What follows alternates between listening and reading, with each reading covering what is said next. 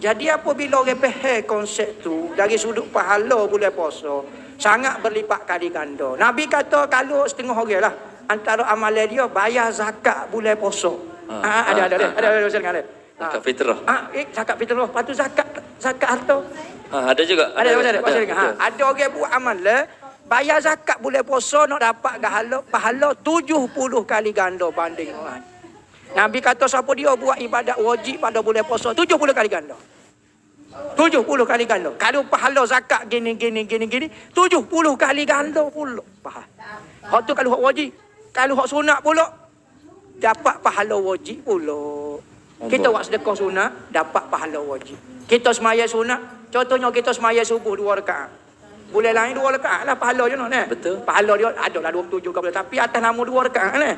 Tapi apabila bulan puasa kali 70 sama dengan 140 rakaat. 2 dengan 140 ni jauh orang budak pasti pun tahu. 1 2 dengan 140 ni hok mana banyak. Banyak weh awal weh. Hak tu dari sudut zahir, dari sudut hubungan kita. Tuhan saya tengok sentiasa melihat hamba dia. Tetapi bulan puasa Tuhan tengok dengan pandangan khas. Lain. Kita tiap-tiap hari duk tengok bini kita, anak kita. Tapi hari ni jadi tengok dengan penuh kasih sayang. Lain tu. Pasal kita kalau orang penuh nikah, hari ni kita duk tengok macam anak-anak kita.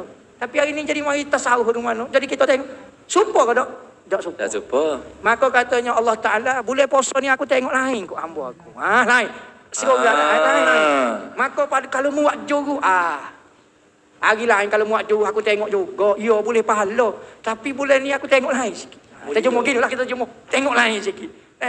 Jadi naik kan. Mana kalau dia tengok lain kan? Kalau kita tengok anak mesti lebih kan. Masa ni kalau silap kecek boleh saja. Pandai kecek boleh saja sungguh. Sebab tu nak kata Tuhan nak bui sangat. Naumu shaimi ibadatu. Tidur orang puasa tu pula pahala dah. Nak bui benar dah tu. Tak buat apa dia? Tidur selok Kekek tidur. Selok tak ajar bismillah. Tidur saja tu. Sebab dia puasa letih boleh pahala. Sumtuhu tasbihum. Diasnya tak kecek kau itu. Dia lepas tasbih ya Rabbi tak payah sebut subhanallah boleh pahala dah. Nak beri nas manja benar. Nak beri benar kali bulan ni. Wa ibadatuhu mudha'afun. Ibadat dia diganda-ganda, ditambah-tambah. Apabila Tuhan kata hamba ganda, tak usah tanya berapa. Kita kalau janji dengan orang kaya dah.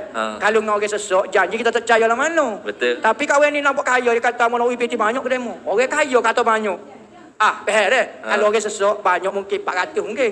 Betul. Kalau orang kaya sebut banyak mungkin 4 bilion kali. Banyak bagi dia. Banyak bagi Maka dia. kalau Tuhan kata mau nak banyak. Faham dah. Faham dah tu. Hak tu kita kata, ni molek dengan Tuhan agak insya-Allah tak nyesal tak kamu.